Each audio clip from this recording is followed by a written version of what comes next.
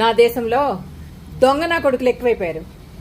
పైసల కోసం పాపం పనులు చేస్తూ పైశాచికంగా ప్రవర్తిస్తూ పాకిస్తాన్ గడ్డినే తినే పాపాత్ములు ఎక్కువైపోయారు.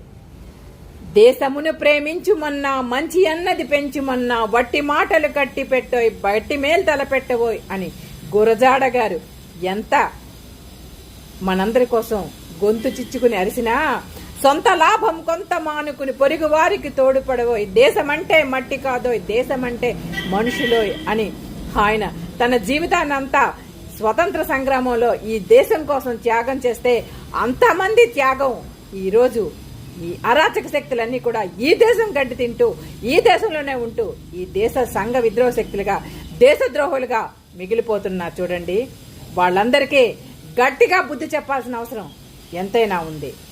దేశమును ప్రేమించుమన్నా, మంచి అన్నది పెంచుమన్నా, వట్టి మాటలు కట్టి పెట్టోయ్, గట్టి మేల్ తల పెట్టబోయ్. వందే మాతరం. భారత్ మాతా కీ జై.